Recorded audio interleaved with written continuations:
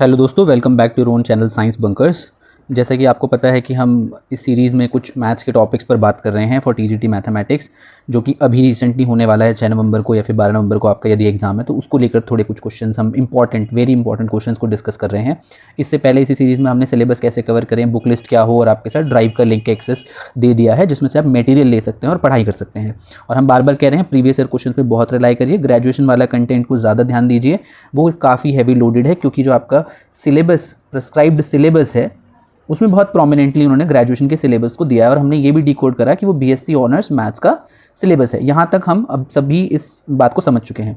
सो आज की वीडियो बहुत इंपॉर्टेंट होने वाली है दोस्तों, बने रहिएगा, बिकॉज हमने क्या करा है, जितनी भी नेम्ड थ्योरम्स है जो बहुत इंपॉर्टेंट होती हैं और एग्जाम्स में कई बार पूछी जाती हैं, उन नेम्ड थ्योरम्स का कंपाइलेशन एक जगह करा है। और अभी जो कंपाइलेशन आपके सामने नेम्ड थ्योरम का है दोस्तों, ये प्रीवियस ईयर पेपर से है, मतलब 2021 में जो पेपर आया था, ग्रेजुएशन बेस्ड था, जो अभी प्रिस्क्राइब्ड सिलेबस के बेसिस पर था, उसी को ध्यान में रखते हुए सारी नेम्ड थ्योरम्स ली हैं। आपको शिफ्ट वाइज भी ग्रेडियंट दिख जाएगा, किस शिफ्ट में कौन से क्वेश्चंस पूछे गए हैं, किस तरीके से नेम्ड थ्योरम पर बहुत ज़्यादा फोकस रहा है दोस्तों।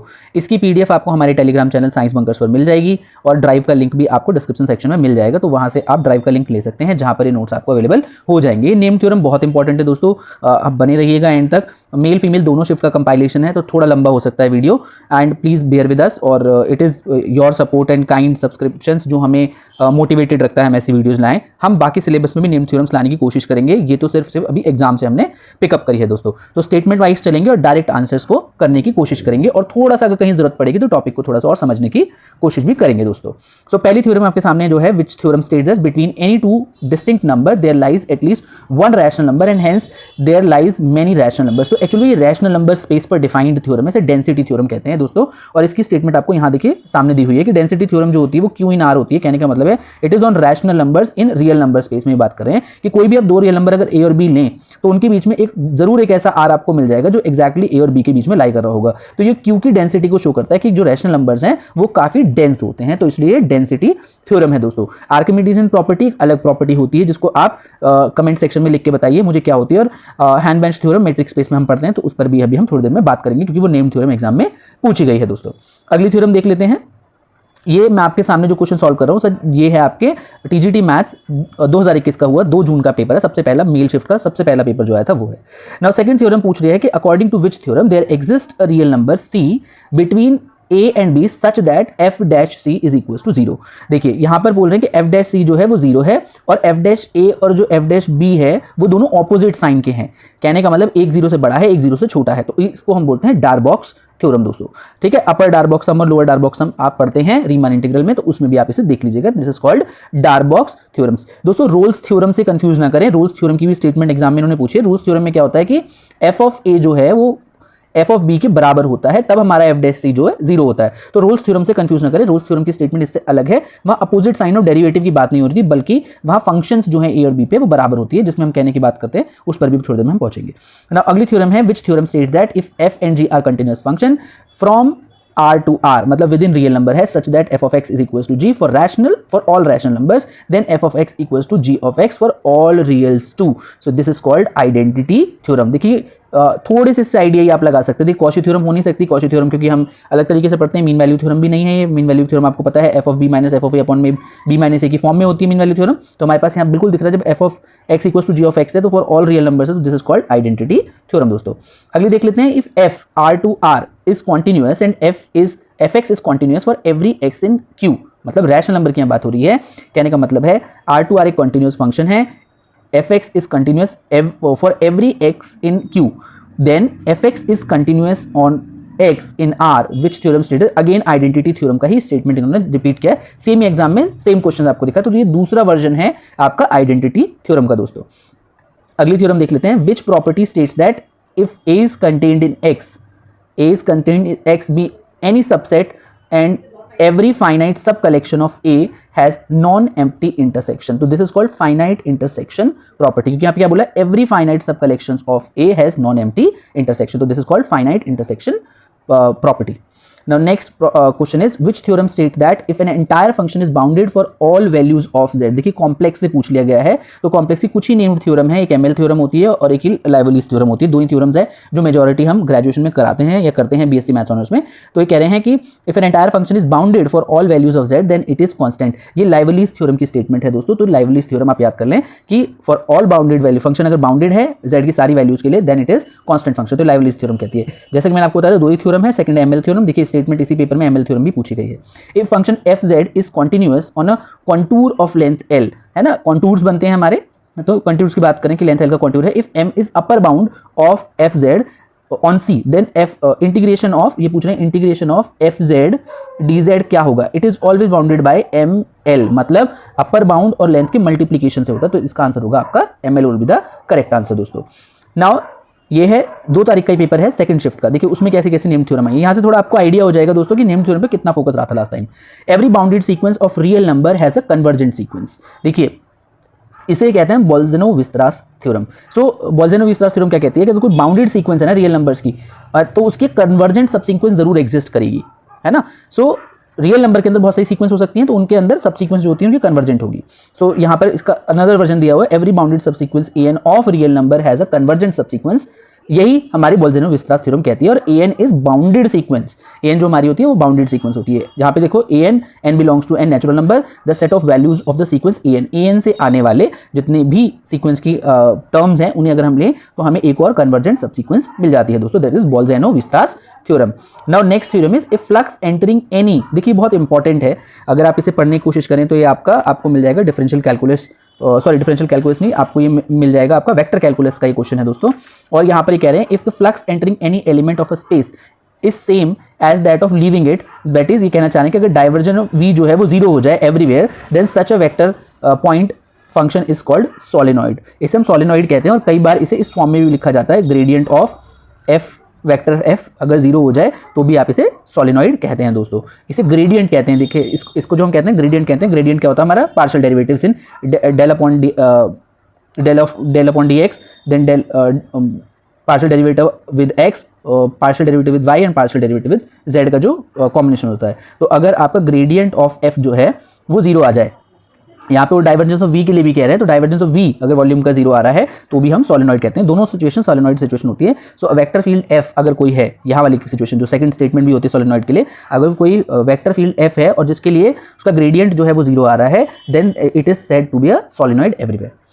नाउ नेक्स्ट स्टेटमेंट पढ़ लेते हैं, the polynomial of equation of n degree has dash roots. देखिए दोस्त बहुत ही इंपॉर्टेंट थ्योरम है, इसे हम फंडामेंटल थ्योरम ऑफ अलजेब्रा भी कहते हैं और ये पॉलिनोमियल्स के लिए होती है, जिसमें हम कहते हैं कि n डिग्री पॉलिनोमियल के n रूट्स होते हैं। तो सामने ही आपके आंसर है और ये आप क्लास 9-10 में भी पढ़ते हैं, बट फंडामेंटल थ्योरम के नाम से नहीं पढ़ते हैं, हम ग्रेजुएशन में से फंडामेंटल थ्योरम के नाम पर पढ़ते हैं। इसमें एक चीज़ हमेशा याद रखिएगा, जब फंडामेंटल थ्योरम की बात हो रही है तो इसमें कॉम्प्लेक्स रूट जरूर एग्जिस्ट करता है कम से कम, और कॉम्प्लेक्स रूट पेयर्स में होते हैं, ये भी याद रखिएगा। तो कई version of fundamental theorem of algebra के अलग तरीके से भी पूछे जाते हैं। Now sequence whose element becomes arbitrary close to each other as the sequence progress are called is a Cauchy sequence। देखिए Cauchy sequence बहुत इंपॉर्टेंट है, Cauchy sequence पे बहुत बार सवाल आते हैं, नेम थ्योरम्स में से है। तो sequence whose element become arbitrary close to each other as the sequence progress, जैसे सीक्वेंस बढ़ती है तो ये arbitrary close आने शुरू हो जाते हैं, तो कॉम्पैक्ट होने लगती है काफी सीक्वेंस, तो दैट इज कॉल्ड, ये Cauchy sequence कहलाती है ऐसी sequence. Suppose that, next theorem पढ़ लेते हैं, suppose that fx has a derivative on the interval ab is continuous on the interval. देखिए देखो डेरिवेबल कहाँ है, ओपन इंटरवल पर और क्लोज इंटरवल पर कंटिन्यूअस है, और f of a equals to f of b है, then there exist c such that f dash c is equals to, यहाँ पे जो लिखा हुआ वो लिखा है f ऑफ b अब minus F of A upon में बी माइनस ए, जो मैंने अभी थोड़ी देर पहले आपको बताया था मीन वैल्यू थ्योरम, इसे मीन वैल्यू थ्योरम कहते हैं दोस्तों। तो मीन वैल्यू थ्योरम की स्टेटमेंट आपके सामने दी हुई है। नाउ वेरी इंपॉर्टेंट थ्योरम, देखिए ग्रीन थ्योरम, स्ट्रोक थ्योरम और स्टोक थ्योरम और गॉस थ्योरम, इन तीनों में ना कई बार आपसे डिफरेंस पूछने की कोशिश की और इसकी अंडरस्टैंडिंग आपको समझनी पड़ेगी और इसको आपको दोनों चीज़ों में समझना पड़ेगा कि किस तरीके से इनमें डिफरेंस है। थोड़ा बात करेंगे, इसे पढ़ने के बाद आप देखेंगे थोड़ा डिफरेंशिएट कर पाएंगे। तो ग्रीन थ्योरम क्या कहती है, says that the total microscopic circulation in D, ठीक है, जो यहाँ डी है वो आपका एक रीजन की बात हो रही है, प्लेनर रीजन की बात हो रही है। डी क्या है यहाँ पर आपका दोस्तों, एक प्लेनर रीजन है, is equal to the circulation around the boundary C, है ना, और आपकी जो सर्कुलेशन बाउंड्री सी है उसके जो है वो डेरिवेटिव डी है। तो यहाँ पर ये किसके बराबर होता है, ये लाइन इंटीग्रल के बराबर होता है। तो जो आपकी ग्रीन्स थ्योरम होती है ना वो रिलेट करती है double integral over a planar region, जो ये प्लेनर रीजन यहाँ पर है उसके डबल इंटीग्रल को लाइन इंटीग्रल के अराउंड बात करती है, that is called Green theorem. ठीक है, तो ग्रीन थ्योरम के स्टेटमेंट में F dash integral of F D S, ठीक है ना, ऑन सरफेस। नेक्स्ट थ्योरम देख लेते हैं दोस्तों, the surface integral of the curl of a function over a surface. तो कर्ल की बात हो रही है ना, तो कर्ल को देख लेंगे, कर्ल किसके केस में आता है, कर्ल हमें पता है, कर्ल किसे बोलते हैं, कर्ल ऑफ एफ। जब हम बात करते हैं तो हम क्या करते हैं, जो हमने थोड़ी देर पहले आपको बताया था, ग्रेडियंट क्रॉस प्रोडक्ट जब हम एफ के साथ निकालते हैं, that is called curl. So curl of function over a surface bounded by a closed surface is equal to the line integral. देखिए सरफेस की अगर बात हो रही है और लाइन इंटीग्रल की बात हो रही है, ठीक है, दोनों में फर्क समझिएगा दोस्तों। यहाँ पर ग्रीन थ्योरम में जो बात हो रही थी वो डबल इंटीग्रल और प्लेनर रीजन का लाइन इंटीग्रल के साथ बात हो रही थी, पर स्टोक के केस में क्या होती है, सरफेस इंटीग्रल, वहां प्लेनर रीजन की बात है, ग्रीन में केस की है प्लेनर रीजन की बात है, ठीक है ना।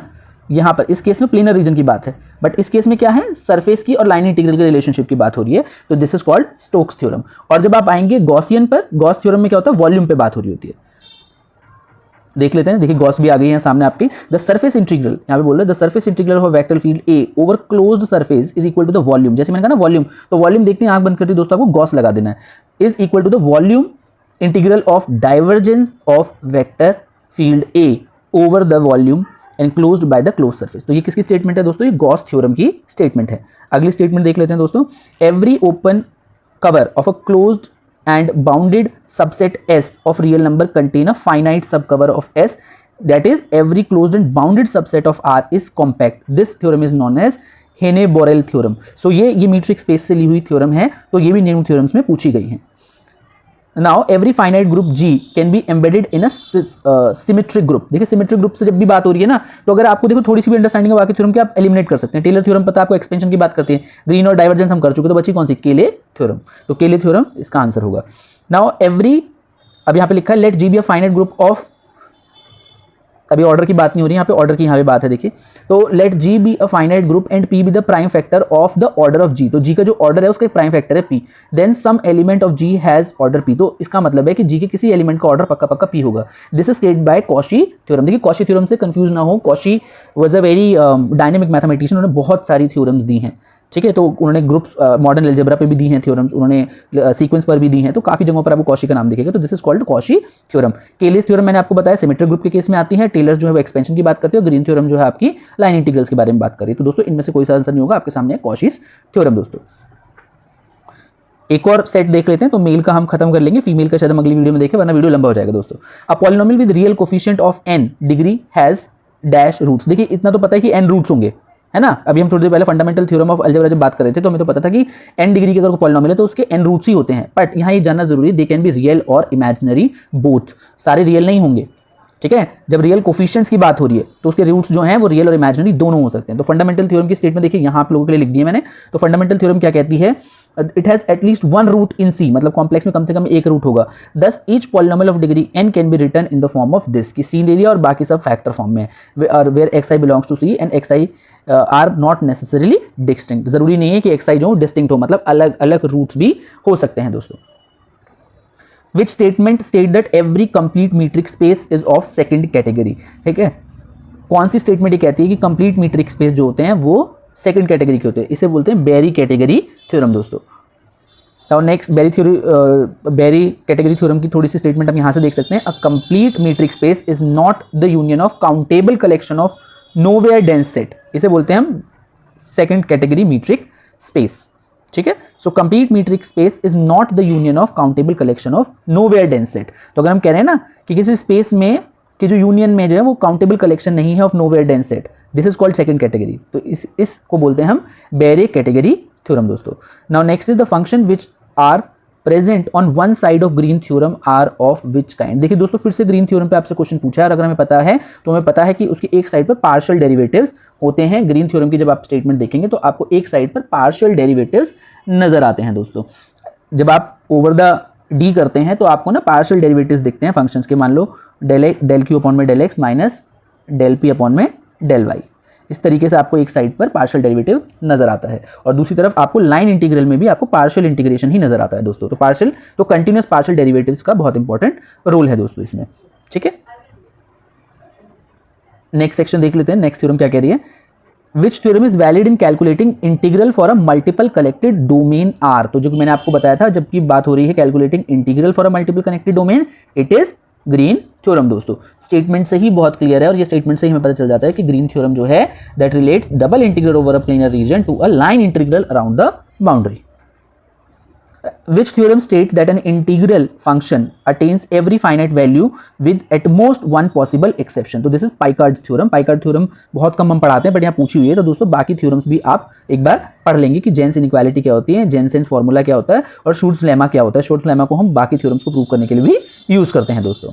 नाउ ये आज की लास्ट है, फिर बाकी क्वेश्चन हम बाद में करेंगे। Late K be the number of PSSG। यहाँ पे ना SSG का मतलब दोस्तों यहाँ पर है silo subgroups of G, है ना। ये साइलो सब SSG का मतलब है silo subgroups. So K be the let K be the number of P Sylow subgroups of a finite group G, then K divides OG। ये कोई name theorem नहीं है बट हमने यहाँ रख लिया कि इसे साइलो थ्योरम भी कहते हैं। तो number of P Sylow groups in G equals to order of G divide by order of NP where P is P Sylow subgroup of G। In particular this number is divisor of OG। तो याद रखिए अगर P सब group है तो उसका order जो है ना G के ऑर्डर को डिवाइड करेगा, बस इतना याद रखिएगा, क्योंकि K जो नंबर ऑफ P साइलो सब ग्रुप्स हैं आपके, ठीक है। और P अगर इसका नंबर है ऑर्डर तो इसका मतलब ये इसका ऑर्डर की बात कर रहे हैं, ठीक है दोस्तों। मेल का खत्म ही कर लेते हैं, लास्ट क्वेश्चन है इस शिफ्ट वाली शिफ्ट में। नेम थ्योरम के नाम पे सिर्फ एक ही क्वेश्चन आया था। Stokes theorem is used to convert dash integral into the dash integral. देखिए दोस्तों जैसे कि मैंने आपको बताया लाइन टू सरफेस होता है स्टोक्स थ्योरम, है ना। लाइन इंटीग्रल को आप सरफेस में करते हैं वरना सरफेस को लाइन में, दोनों वाइस वर्सा होता है। पर गॉस के केस में होता है क्या, ट्रिपल इंटीग्रल होता है, जहां वॉल्यूम इंटीग्रल को आप क्लोज सरफेस इंटीग्रल में कन्वर्ट करते हैं, मतलब ट्रिपल डेरिवेटिव टू डबल, ठीक है। और गॉस ग्रीन और जो स्टोक हैं वो दोनों डबल इंटीग्रल को किस में लेकर जाती हैं, सिंगल इंटीग्रल में। तो ऐसे याद रखिएगा। तो गॉस थ्योरम को हम डाइवर्जेंस थ्योरम भी कहते हैं दोस्तों। तो ये हो गई आज की नेम थ्योरम जो मेल शिफ्ट में आई थी 2021 में। बाकी नेम थ्योरम फीमेल शिफ्ट में क्या आई थी वो आपके लाइक्स और आपके कमेंट और आपके इंटरेक्शन के बेसिस पर डिपेंड करेगा कि हम कितनी जल्दी नेक्स्ट वीडियो लाएं दोस्तों। Thank you so much for being with us. All the very best from science bunkers. हम आगे भी नेम थ्योरम आपके सिलेबस आपके लिए लाते रहेंगे दोस्तों। These theorems are very important. आपके कम से कम आपने अभी पूरे पेपर में देखा है, कई बार बहुत ज़्यादा थ्योरम्स भी आई हैं, कई बार इक्की दुक्की पूछी हैं, बट पूछी जा रही हैं। तो आपके लिए जरूरी है कि आप इन थ्योरम्स को जरूर पढ़ें दोस्तों। All the very best from the science bunkers for your coming exam.